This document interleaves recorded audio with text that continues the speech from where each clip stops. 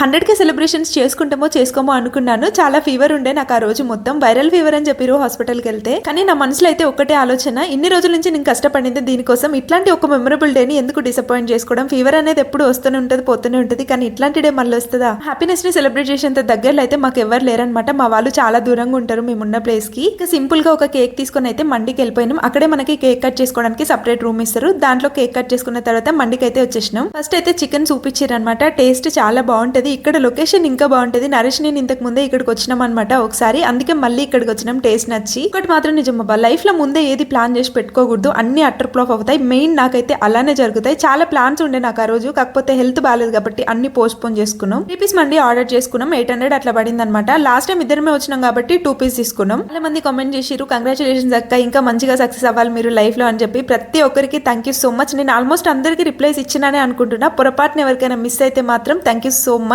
ఇంకా non veg ఏదైనా తింటున్నామంటే మనకు ఖచ్చితంగా ఉండాల్సింది, మెయిన్ నాకైతే ఉండాల్సింది థమ్స్ అప్ అయితే, లేకపోతే ముద్ద కూడా దిగదు లోపలికి. అక్కడ బోల్డ్ అని ముచ్చట్లు పెట్టుకుని కడుపు నిండా దీని ఇంటికైతే వచ్చేసినాం. మళ్ళీ నెక్స్ట్ వీడియోలో కలుద్దాం. ఇదన్నమాట. బాయ్ మరి.